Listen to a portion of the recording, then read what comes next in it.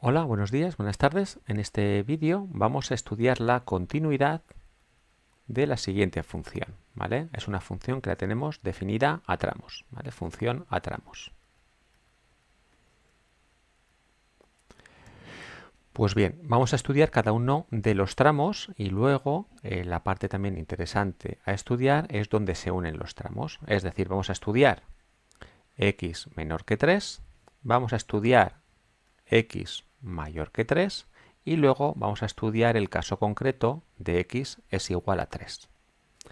Para x menor que 3 lo que tenemos es la función x al cuadrado. F de x es igual a x al cuadrado, que es una función polinómica y por lo tanto es continua. Para x mayor que 3, f de x lo que tenemos es 15 más x, que es una función de nuevo polinómica de grado 1 y por lo tanto también es continua. Y lo último que nos queda, ¿vale? Y lo último que nos queda es estudiar el punto x igual a 3, ¿vale? Que es un punto especial porque es donde se unen los dos tramos. ¿Cómo sabemos si es continua en x igual a 3? Pues se debe cumplir lo siguiente. Debe existir f de 3, debe existir el límite cuando x tiende hacia 3 de f de x. Y luego además que sea igual a L y además que los dos sean iguales, ¿vale? Que sería como la tercera condición. F de 3 que sea igual a dicho límite.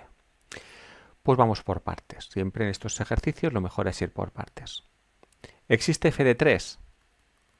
Sí. ¿Dónde tenemos el 3? El 3 lo tenemos aquí porque es x menor o igual que 3. F de 3 es igual a 3 al cuadrado, ¿vale? Y es igual a 9. ¿Existe el límite de f de x? Pues vamos a calcularlo.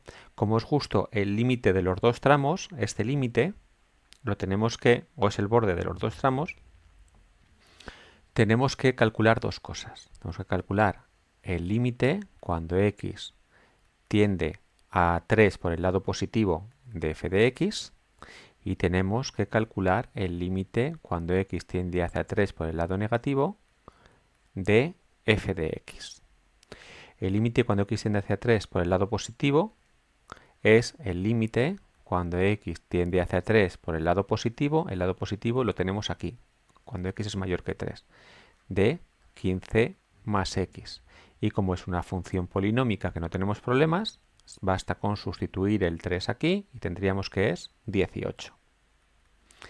El límite cuando x tiende hacia 3 por el lado negativo lo tenemos aquí del lado 3 porque son valores menores que 3, es el límite cuando x tiende hacia 3 menos de x al cuadrado, y esto es igual, sustituyendo x al cuadrado por 3, esto sería 9. Para que exista límite, estos dos límites laterales deben ser iguales y son distintos. Por lo tanto, no existe el límite.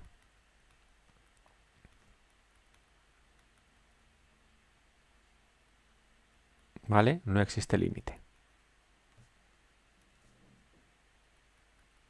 Por lo tanto, podemos decir que la función tiene una discontinuidad